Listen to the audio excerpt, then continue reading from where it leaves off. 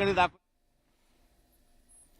तिकडे औरंगाबादमध्ये 2 राजकीय नेते दाखल झाले. मनसे अध्यक्ष राज ठाकरे हे एकीकडे उद्याच्या सभेसाठी दाखल झालेले असतानाच MIMचे अध्यक्ष असदुद्दीन ओवैसी यांनी सुद्धा औरंगाबादमध्ये हजेरी लावली.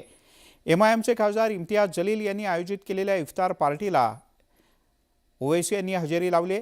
हे दोनही नेते एकाच वेळेला औरंगाबादमध्ये दाखल झालेत. ओवैसी बोलतात, आपण थेट जाऊयात औरंगाबादला. चुप्पी को तोड़नी चाहिए, खामोशी को तोड़नी चाहिए और रूल ऑफ लॉ को मजबूत करने की जरूरत है. जो बदकिस्मती से बदबख्ती से बीजेपी उस रूल ऑफ लॉ को, हमारे जो पूरा एडिफिस है वो हमारी लोकतंत्र का, वो कमजोर पड़ रहा है.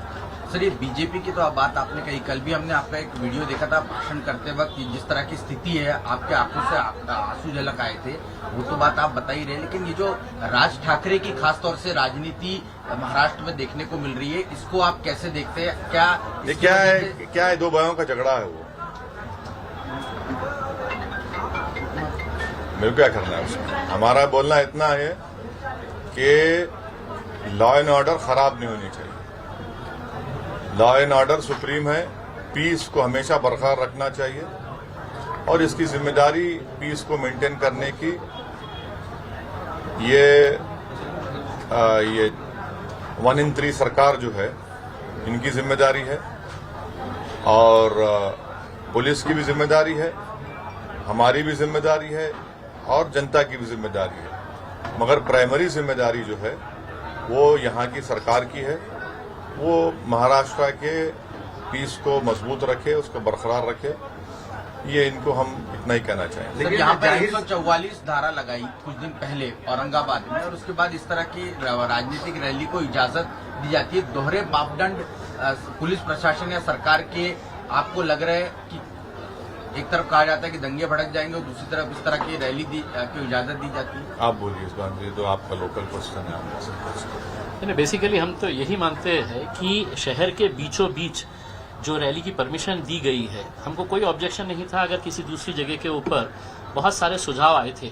लेकिन जानबूझकर ये महाराष्ट्र के गृह मंत्रालय और NCP पार्टी की तरफ से ऊपर से आदेश आया है कि ये सांस्कृतिक मंडल के ऊपर है तो ये जगह दी जाए करके. तो अगर शहर में ये जानते हुए कि ईद का माहौल है, इतने सारे लोग बाजारों के अंदर है, बच्चे हैं, औरतें हैं, सब बाजार के अंदर है, अक्षय मतलब सारे त्योहार का जो है 2 साल के बाद है तो लोग है तो मार्केट के अंदर आए हैं, दुकानदार जो है वो पूरा अपना सामान भर के रखे हुए है. और ऐसे माहौल के अंदर उन्होंने यहाँ पर परमिशन देना, कहीं ना कहीं ये एक ऐसी एक चाल चली जा रही है जिसके अंदर उन्हें कोई फर्क नहीं पड़ता है कि शहर का माहौल खराब हो, जिले का माहौल खराब हो, हमने परमिशन दे दिया तो आओ भाषण दो और आपको क्या करने का है करके. तो ये बहुत ही आपको लगता क्यों है कि माहौल खराब होगा राज ठाकरे के स्पीच के बाद में? देखिए, ऐसे मुद्दे उठाएंगे वो कि जो माहौल खराब हो जाए. नहीं, देखिए ऐसा नहीं. सरकार की जिम्मेदारी है कि वो ना सिर्फ औरंगाबाद, महाराष्ट्र प्रदेश में वो पीस को बरकरार रखे. वो उनकी जिम्मेदारी है, क्योंकि परमिशन देना नहीं देना वो उनका प्रेरोगेटिव, हमारा नहीं है. अब उनको इस जिम्मेदारी को निभाने की जरूरत है. नहीं, लेकिन आप जिस प्रकार बार बार आपके बोलने में महाराष्ट्र सरकार का जिक्र आ रहा है, लेकिन महाराष्ट्र सरकार क्या आपको लगता है, क्योंकि राज ठाकरे ने उनकी जो गुड़ी पड़वा रैली थी उसमें भी लाउड स्पीकर के बारे में जाहिर तौर पर बात की, जिससे 2 गुटों में हिंसा हो सकती है. साथ ही साथ उत्तर सभा करके ठाना में ली थी, उसमें भी ली है. तो आपको फिर भी महाराष्ट्र सरकार से उम्मीद लग रही है क्या इस मामले में? तो आपको लगता है उसी वक्त एक्शन लेनी चाहिए थी, ऐसा लगता है, या आप मांग करना चाहोगे? हमारा मानना ये है और हमारा डिमांड ये है कि आप अगर किसी को परमिशन देते हैं तो आपको ये देखना जरूरी है कि जहां भी आप परमिशन दे रहे हैं वहां पर लॉ एंड ऑर्डर मेंटेन रहे, कोई ब्रीच ऑफ पीस ना हो. ये उनकी जिम्मेदारी है और हम उम्मीद करते हैं कि वो इस जिम्मेदारी को निभाएंगे. सर, इससे एक बात देखी गई है कि भाजपा का हिंदुत्व खराब बताने के लिए उनको मुसलमानों पर अटैक करना पड़ा. क्या फिर से बोलिए? भाजपा को उनका हिंदुत्व सही है बताने के लिए उनको मुस्लिम पे अटैक करना पड़ा. फिर बाद में शिवसेना आई, उन्होंने वही नीति दोहराई. अभी मन से भी आकर वही कर दिया. कल जलील साहब से मैंने यही सवाल पूछा था, तो उन्होंने बताया कि किसी को अपना हिंदुत्व अगर बताना सही है तो मुस्लिम कम्युनिटी को पंचिंग बैग बनना पड़ेगा। क्या बनना पड़ेगा? सॉफ्ट टारगेट बना के है तो ये हिंदुत्व नहीं, नहीं, एजेंडा को किसी माइका लाल में हिम्मत नहीं है कि हमारे को पंचिंग बैग बना सके, याद रख लो आप। नहीं सुनिए आप, नहीं, सुनिए, हम पंचिंग बैग नहीं है, हम इंसान हैं, भारत के नागरिक हैं। अगर कोई ये समझ रहा है कि पंचिंग बैग है तो ये गलत समझ रहे हो लोग। हमारा मानना ये है कि देश की जो पॉलिटिक्स हो रही है उसमें पूरी कोशिश ये हो रही है कि सबसे बड़ा हिंदुत्व की आइडियोलॉजी पर कौन मानने वाला है। तो उसमें कांग्रेस भी रेस में है, भाजपा है, शिवसेना है, आप पार्टी है, एनसीपी है, समाजवादी पार्टी है, सब ये दिखाना चाह रहे हैं कि हिंदुत्व आइडियोलॉजी में हम सबसे आगे हैं। तो वो कंपटीशन हो रहा है, उसका वो हो रहा है। सर, एक महाराष्ट्र में एक वाकया हुआ जिसमें नवनीत राणा और जो निर्दलीय सांसद है, आपके साथ ही पार्लियामेंट में काम करते हैं, उन पर सेडिशन का चार्ज लगा दिया। केवल इतना मेरा समझ गया सबका सवाल। हाँ। सबसे पहली बात तो ये है, अगर मैं और इम्तियाज जलील साहब ये बोल देंगे कि मैं देश के प्रधानमंत्री के घर के सामने जाकर सूरह यासीन पढ़ूंगा, माने कुरान में चैप्टर है, आप क्या बोलेंगे? बोले हम कॉल करेंगे। आप तो rapid action force, CRPF, BSF लगा के गोली चला देंगे, है ना? वो तो ठीक नहीं है। दूसरी बात ये कि सेडेशन चार्ज लगाना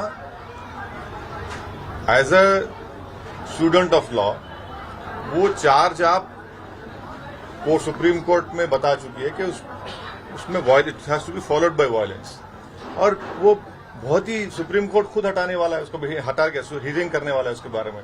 तो सेडेशन चार्ज लगाना मेरे ख्याल से ये लगा दो, डाल दो अंदर, वैसा नहीं है। तो सेडेशन के बारे में मेरा मानना है कि सुप्रीम कोर्ट जो उसको अभी देख रहा है वो बिल्कुल सही देख रहा है सुप्रीम कोर्ट। मगर उनका ये कॉल करना, मेरे को कोई ना उनसे मोहब्बत है पॉलिटिकली, ना जिसके घर पे जा रहे थे उनसे मेरे को पॉलिटिकली मोहब्बत है। मगर अगर हर कोई ये बोलेगा कि नहीं मैं अब इम्तियाज जलील घर के सामने मैं करूंगा, तो मेरे घर के सामने क्यों आएंगे भैया? नहीं सर, आप तो बॉम्बे हाईकोर्ट ने भी जो ऑब्जर्वेशन किया है कि आप एक इलेक्टेड रिप्रेजेंटेटिव हैं, आप पे भी एक जिम्मेदारी है होती है। आप प्रोटेस्ट करिए, प्रोटेस्ट करने से कौन रोकते हैं आपको?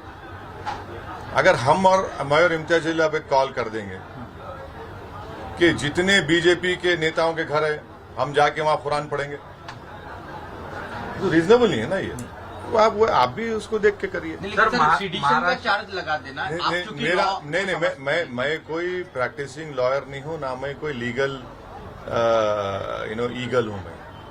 वो तो मगर मेरे छोटा मोटा जो लॉ मेरे को मालूम, सेडेशन चार्ज लगाने से प्रूव नहीं होता, क्योंकि मुझ पर भी चंद्रबाबू नायडू 1996 में और 98 में मेरे को सेडेशन लगाए थे, प्रूव ही नहीं कर सकते आप, सिवाय इसके कि दगा दिए पेपर में, मीडिया में आप लोग उछाल देते। बट सुप्रीम कोर्ट राइटफुली उसको अभी एग्जामिन कर रहा है। सर, महाराष्ट्र के एनसीपी के प्रदेशाध्यक्ष जयंत पाटिल, उन्होंने कुछ दिनों पहले मीडिया में एक बयान दिया था कि जो माहौल महाराष्ट्र में चल रहा है, इस माहौल में अभी ओवैसी की एंट्री होगी और ये माहौल खराब करने की साजिश चल रही है राज ठाकरे, ओवैसी